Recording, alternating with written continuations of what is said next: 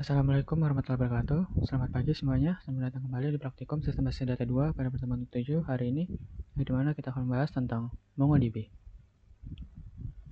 Yang pertama, kita membahas tentang definisi MongoDB. MongoDB adalah database NoSQL berbasis dokumen yang digunakan untuk menyimpan data dalam format JSON atau binary JSON.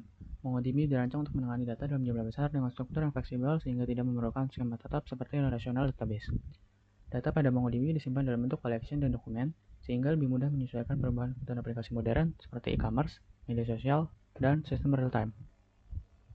MongoDB memiliki karakteristik utama berupa document-oriented database, yaitu penyimpanan data dalam bentuk dokumen JSON-like. MongoDB juga bersifat skemales, sehingga setiap dokumen dapat memiliki struktur data yang berbeda tanpa harus mengubah skema secara keseluruhan. Selain itu, MongoDB memiliki performa tinggi dalam proses baca dan tulis data, mendukung horizontal scaling untuk menangani big data, serta cocok digunakan pada aplikasi modern yang membutuhkan fleksibilitas dan skalabilitas tinggi. Selanjutnya, struktur data MongoDB. Yang pertama itu ada database, itu tempat utama untuk menyimpan collection. Yang kedua ada collection, itu merupakan kumpulan dokumen yang mirip seperti tabel pada SQL. Yang ketiga dokumen, data utama dalam format JSON atau BSON. Yang keempat file, atribut atau key dalam dokumen. Yang kelima value, nilai dari file. Nah, berikut adalah contoh struktur dokumen, bisa dilihat. Terdapat beberapa nama, seperti nama, jurusan, dan angkatan, itu merupakan sebuah file. Kemudian ada Fajar, Informatika, dan 2022, itu merupakan dari sebuah value. Selanjutnya, kelebihan dan kekurangan. Kelebihan utama MongoDB terletak pada fleksibilitasnya dalam menangani data yang tidak terstruktur, sehingga pengembang dapat dengan cepat mengubah skema data tanpa perlu melakukan migrasi yang rumit. Performa tulis dan bacanya sangat tinggi karena data terkait sering kali disimpan bersama dalam satu dokumen atau embedded. Selain itu, MongoDB sangat mudah diskalakan secara horizontal, jadikannya pilihan utama bagi aplikasi yang memiliki pertumbuhan data sangat cepat. Meskipun fleksibel dan cepat, MongoDB kurang optimal dalam menangani relasi data dan transaksi kompleks dibanding relational database. Selain itu, penggunaan memori pada MongoDB cenderung lebih besar dan sintaks query yang digunakan berbeda dari SQL, sehingga membutuhkan penyesuaian bagi pengguna yang terbiasa menggunakan database relasional. Selanjutnya, perintah dasar MongoDB. Pertama adalah query operators, digunakan untuk melakukan pencarian data berdasarkan kondisi tertentu.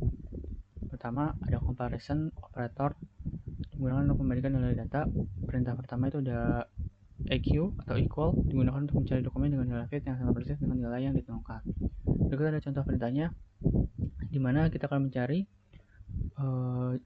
nilai dari jurusan yang sama dengan informatika. Jadi dia akan menampilkan mahasiswa yang jurusan itu informatika, data yang menampilkan informatika. Selanjutnya ada perintah not equal, digunakan untuk mencari dokumen yang nilainya tidak sama dengan kriteria yang diberikan. Berikut ini ada contohnya. Perintahnya itu dikembalikan dari equal, dimana kita tidak menampilkan data yang tidak sama akuntansi, berarti kita menampilkan data yang bukan jurusannya akuntansi. Kemudian yang ketiga ada greater than, digunakan untuk mencari nilai yang lebih besar dari angka yang ditentukan. Berikut ada perintahnya, dimana kita akan mencari umur yang lebih besar dari 20. Kemudian keempat ada perintah less than, digunakan untuk mencari nilai yang lebih kecil dari angka yang ditentukan. Ini kebalikannya. Berikut ada contohnya, merupakan perintah kebalikan dari sebelumnya, yaitu kita akan mencari data umur yang kurang dari 25. Kemudian yang kelima ada greater than, equal, dan less than equal, digunakan untuk mencari nilai yang lebih besar atau sama dengan, dan lebih kecil atau sama dengan, dimana kita akan mencari umur yang lebih besar sama dengan 20 atau kurang dari sama dengan 22. Selanjutnya terakhir, perintah in, digunakan untuk mencari dokumen yang nilainya ada dalam sebuah daftar array tertentu. Berikut adalah contoh perintahnya, di mana kita akan mencari data yang kotanya itu berisi antara Jakarta, Bandung, atau Surabaya. Jadi kita akan menampilkan data yang di antara ketiga dalam array tersebut. Selanjutnya ada logical operators, digunakan untuk menggabungkan beberapa kondisi pencarian. Yang pertama ada operator AND, menggabungkan query di mana semua kondisi di dalamnya harus bernilai benar atau true. Di mana di sini kita akan mencari data yang jurusannya informatika dan umurnya harus lebih dari 20. Jadi kedua kondisi tersebut harus bernilai benar. Selanjutnya yang kedua itu operator OR, menggabungkan query di mana salah satu saja kondisi yang benar sudah cukup untuk menampilkan hasil. Berikut perintahnya. Di bawahnya itu kita akan mencari data yang field dari kotanya itu antara Jakarta atau Bandung. Kita akan menampilkan data yang kotanya itu Jakarta atau Bandung. Selanjutnya, operator not membalikan hasil dari sebuah ekspresi query. Berikut contoh perintahnya, di mana kita akan menampilkan perintah not lebih besar dari 20, di mana kita akan menampilkan data yang kebalikannya, di mana greater than lebih dari 20. Karena kita menggunakan not, berarti kita akan menampilkan data yang umurnya kurang dari 20. Jadi seperti itu. Kemudian yang keempat itu nor, menghubungkan query di mana semua kondisi di dalamnya harus salah. Nah, di sini kita akan menampilkan data kota yang bukan antara Jakarta dan Bandung. Kita akan menampilkan data yang selain Jakarta dan Bandung. Gitu. Selanjutnya ada aggregation. Aggregation digunakan untuk melakukan proses analisis dan pengolahan data seperti pengelompokan, pengurutan, filtering, dan perhitungan data. Yang pertama ada match, digunakan untuk memfilter data berdasarkan kondisi tertentu. Kedua ada group, digunakan untuk mengelompokkan data berdasarkan file tertentu. Ketiga ada limit, digunakan untuk membatasi jumlah data yang ditampilkan. Yang keempat ada project, digunakan untuk menampilkan file tertentu saja. Yang kelima sort, mengurutkan hasil data berdasarkan file tertentu secara ascending atau descending. Yang keenam add field, digunakan untuk menambahkan file baru pada hasil aggregation. 7 count, digunakan untuk menghitung jumlah data. 8 lookup, digunakan untuk menggabungkan data antar collection, mirip seperti join pada SQL. Yang 9 unwind, digunakan untuk memecah array menjadi beberapa dokumen. 10 out, digunakan untuk menyimpan hasil aggregation ke collection baru. Sekian untuk materi pertemuan pada hari ini. Selanjutnya kita akan ke praktikumnya. Baik, berikut merupakan untuk praktikum pada hari ini. Langsung saja kita mencoba menerapkan apa yang sudah kita pelajari pada materi. Pertama, di sini kita akan membuat sel baru terlebih dahulu. Di sini kita akan membuat sebuah database dan juga collection-nya terlebih dahulu. Seperti biasa dengan nama campus_tv. Kemudian kita membuat collection-nya, create collection, nama mahasiswa, kita enter. Kemudian kita menambahkan beberapa data ya. Kita langsung menambahkan banyak datanya.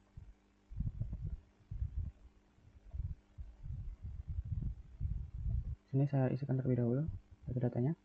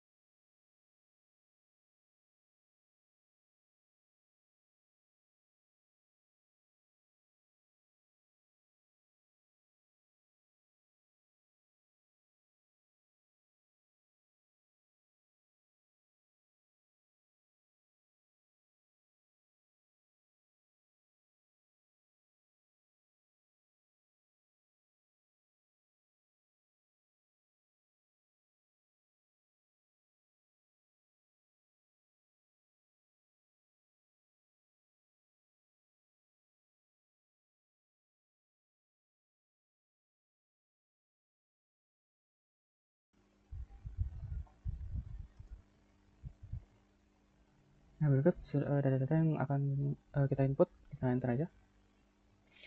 Nah, sudah terinput, sudah berhasil ya, bro. Kemudian akan kita coba untuk perintah-perintah aggregation yang sudah kita pelajari. Pertama, di sini kita akan mencoba perintah agregasi dari grup terlebih dahulu. Perintah aggregate, kemudian buka kurung siku. Kemudian ini datanya. Kita terlebih dahulu menggunakan perintah grup. Kita coba score ID. Nah, perintah grup ini digunakan untuk mengelompokkan data berdasarkan field tertentu.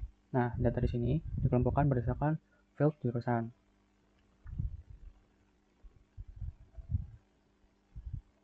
Kemudian kita membuat field baru dengan nama mahasiswa.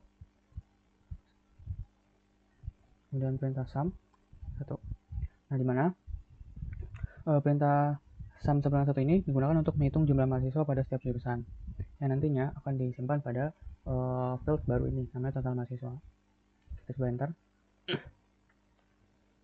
Nah, di sini terlihat untuk setiap jurusan itu mahasiswanya ada berapa. Di sini untuk sistem informasi total mahasiswanya ada 1, jurusan informatika mahasiswanya ada 2, akuntansi ada 1, dan manajemen ada 1. Jadi seperti itu. Selanjutnya kita akan coba untuk perintah agregat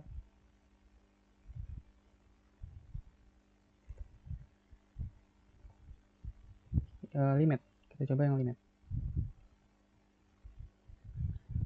Dolar limit 3. Sini kita akan coba untuk menampilkan data sebanyak 3. Jadi data 3 teratas yang pertama ini akan ditampilkan datanya. Sini ada Fajar, ada Budi, dan juga Citra. Ya, seperti itu. Selanjutnya kita akan coba perintah agregat dari project, dimana perintah project ini digunakan untuk memilih field tertentu yang ingin ditampilkan atau menyembunyikan field tertentu. Ini kita coba, dimana satu, kemudian field jurusan 1, underscore ID 0. Nah, di sini kita akan menampilkan field nama dan jurusan, kemudian field underscore ID tidak kita tampilkan. Nah, untuk mengetahuinya menggunakan angka 1 dan 0. Untuk angka 1 berarti dia terusnya akan ditampilkan, kalau 0 berarti dia tidak akan ditampilkan. Kita coba enter. Nah, jelasnya seperti ini, dia akan menampilkan field nama dan jurusan. Karena defaultnya nanti ID-nya itu bakal ikut juga. Karena defaultnya ID bakal ikut, jadi kita tidak tampilkan. Jadi kita menggunakan sampai dengan 0. Jadi seperti itu. Selanjutnya kita akan coba perintah agregat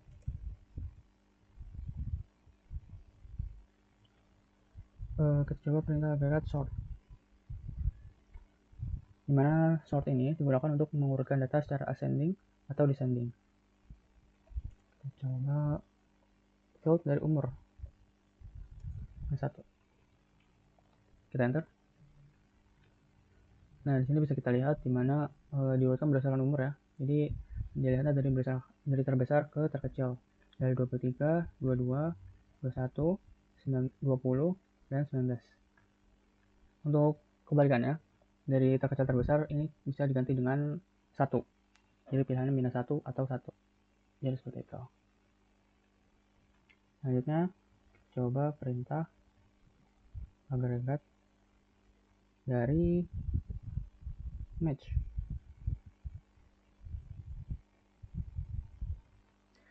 dimana match ini digunakan untuk menyaring data sesuai kondisi tertentu. Kita coba di sini kita akan coba menggunakan field status dengan value-nya aktif. Nah, di sini kita akan mencoba menyaring kondisi tertentu di mana kita hanya mengambil mahasiswa dengan status aktif saja. Kita coba enter. Nah, di sini kita akan menampilkan nama mahasiswa yang statusnya aktif saja. Yang non aktif tidak kita tampilkan. Jadi seperti itu, teman-teman. Selanjutnya kita coba perintah lain agregatnya. Kita coba perintah add fields. Fields, dimana add fields ini digunakan untuk menambahkan field baru ke setiap dokumen. Di sini kita coba. Di sini kita akan mencoba menambahkan field baru dengan nama fieldnya itu kampus dan nilainya itu Universitas Gunadarma. Nah, ini kita coba enter. Sini kita akan menambahkan field baru bernama kampus dan nilainya Universitas Gunadarma. Nah, jadi setiap data itu bakal nambah field baru, namanya itu kampus, value-nya Universitas Gunadarma. Jadi seperti itu, teman-teman. Oke, selanjutnya kita coba perintah lain, yaitu kita coba count. $count digunakan untuk menghitung jumlah total data hasil agregasi.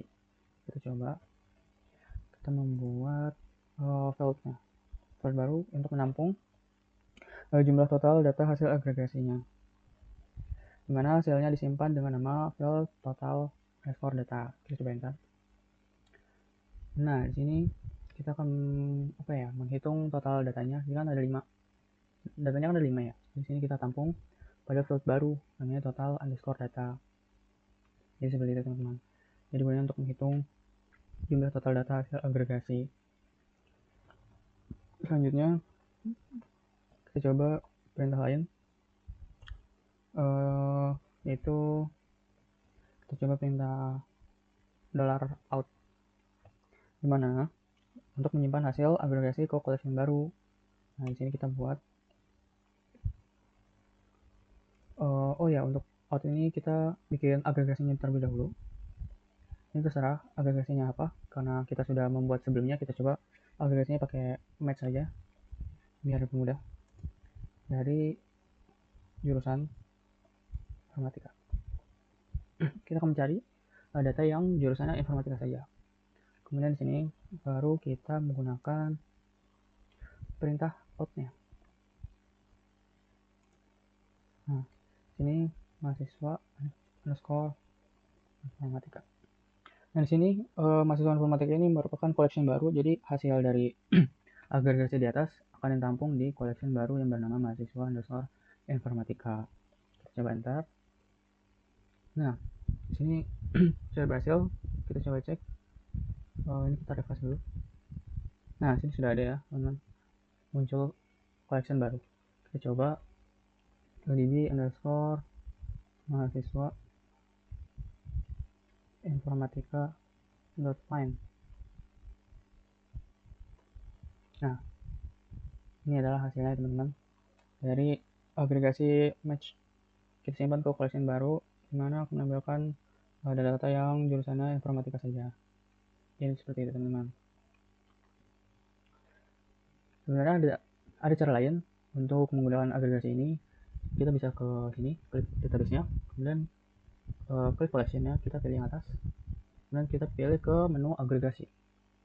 Nah, sini data-data yang udah kita input tadi sebelumnya ya. Sini ada 5. Kemudian untuk menggunakannya kita tambahkan ini, add stage. Kemudian di sini kita pilih. Di sini ada banyak pilihannya. Seperti yang udah kita coba beberapa tadi. Misalnya kita coba add fields ya. Ini kan tadi kita menemukan add field baru namanya kampus. Kemudian ekspresinya atau value-nya kita sini tambahkan Universitas Gunadarma. Ini akan terlihat nih hasilnya dari agregasinya, kampus Universitas Gunadarma. Ini seperti itu teman-teman. Kita bisa coba lagi add stage, misalnya kita coba limit. Nah, di sini limit tinggal numbernya aja, berapa data yang ditampilkan. Sehingga tadi awalnya 3 ya, kita coba 3 lagi. Nah, sini akan menampilkan data 3 data yang paling awal. Nah, jadi seperti itu teman-teman. Kita coba sekali lagi, misalnya yang match. Kita coba sini dimana kita berdasarkan jurusan ya, seperti tadi, jurusan misalnya informatika. Nah, di sini akan menampilkan jurusannya yang hanya informatika saja. Di sini ada 2 hasilnya. Untuk akses lain, kalian bisa coba-coba lagi sendiri untuk mencari tahu, bisa kalian explore sendiri bagaimana cara menggunakannya.